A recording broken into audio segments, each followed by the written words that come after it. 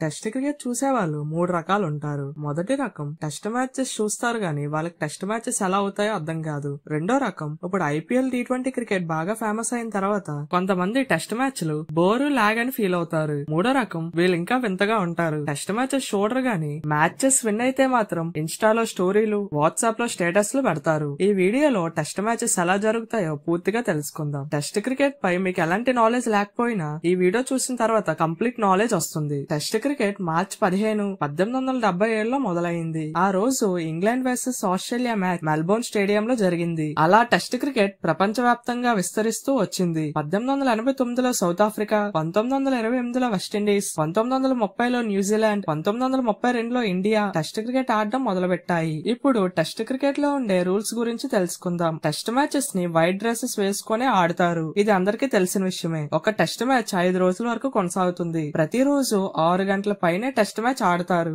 Overs లో ఎలాంటి limit ఉండదు. కానీ బౌలింగ్ వేసే టీం కనీసం రోజుకు 90 ఓవర్లు వేయాలి. టెస్ట్ క్రికెట్ లో ఎలాంటి ఫ్లడ్ లైట్స్ ఆన్ చేయరు. ఎందుకంటే చీకటి పడగానే ఎంపైర్స్ మ్యాచ్ ని ఆపేస్తారు. ప్రతిరోజు 3 సెషన్స్ కింద డివైడ్ చేసి టెస్ట్ మ్యాచెస్ ని ఆడతారు. మొదటిది మార్నింగ్ సెషన్. ఇది ఇండియాలో అయితే ఉదయం 9:30 గంటలకి, ఇంగ్లాండ్ లో అయితే ఉదయం 11 గంటలకి మొదలవుతుంది. ఈ సెషన్ మధ్యాహ్నం 1 గంటకి ముగుస్తుంది. ఆ తర్వాత 40 నిమిషాల పాటు లంచ్ బ్రేక్ తీసుకుంటారు. రెండోది ఆఫ్టర్నూన్ సెషన్. ఇది మధ్యాహ్నం 1:40 స్టార్ట్ అయ్యి మధ్యాహ్నం 3:40 పూర్తవుతుంది. ఆ తర్వాత 20 నిమిషాల టీ బ్రేక్ తీసుకుంటారు. మూడోది ఈవినింగ్ సెషన్. ఇది సాయంత్రం 4 గంటలకు మొదలై సాయంత్రం 6 లేదా 6:30 ముగుస్తుంది. ఈ సెషన్ పూర్తయితే ఇంకా ఆ రోజు ఆట అయిపోయినట్టే. మీరు ఎప్పుడైనా టెస్ట్ క్రికెట్ చూస్తే ఇన్నింగ్స్ అనే వర్డ్ ఎక్కువగా వినే ఉంటారు. టీమ్ ఏ బ్యాటింగ్ చేస్తున్నప్పుడు team B bowling and fielding చేయడాన్ని ఇన్నింగ్ అంటారు. టీ20 ఓడిఐస్ లో ప్రతి టీం కేవలం ఒకసారి మాత్రమే బ్యాటింగ్ అండ్ బౌలింగ్ చేస్తాయి. కానీ టెస్ట్ మ్యాచెస్ లో మాత్రం ప్రతి టీం 2 సార్లు బ్యాటింగ్ అండ్ బౌలింగ్ చేస్తుంది. మీకు అర్థం కాకపోతే ఇప్పుడు ఎగ్జాంపుల్ చూడండి. టీమ్ ఏ మొదటి ఇన్నింగ్స్ లో బ్యాటింగ్ చేసి 350 రన్స్ కొట్టింది అనుకోండి. టీమ్ బి అదే ఫస్ట్ ఇన్నింగ్స్ లో 250 రన్స్ కి ఆల్అౌట్ అయిపోయింది. మళ్ళీ టీమ్ ఏ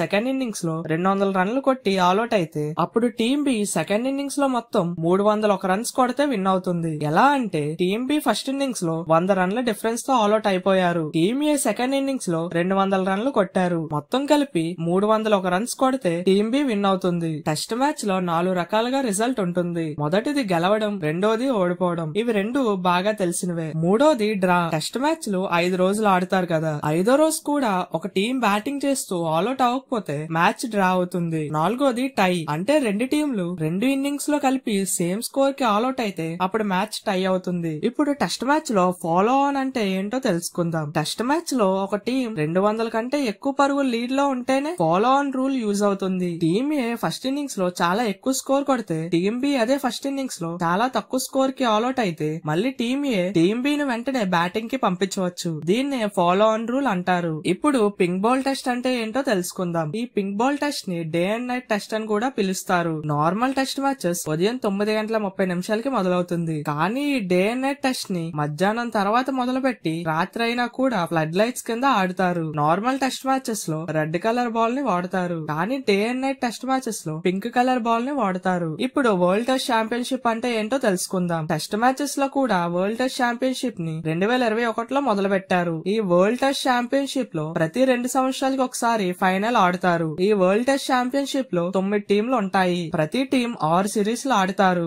3 హోమ్ సిరీస్, 3 అవే సిరీస్ ఆడతారు. టెస్ట్ మ్యాచ్ల్లో గెలిస్తే పాయింట్స్ కూడా ఉంటాయి. మ్యాచ్ గెలిస్తే 12 పాయింట్లు, టై అయితే 6 పాయింట్లు, డ్రా అయితే 4 పాయింట్లు, ఓడిపోతే 0 పాయింట్లు లభిస్తాయి. ఈ 9 టీంలలో టాప్ 2 టీమ్స్ ఫైనల్స్ ఆడతారు. ఈ ఫైనల్ మ్యాచ్ ఇంగ్లాండ్ లో ఉన్న లార్డ్స్ లేదా ఓవల్ స్టేడియం లో జరుగుతుంది.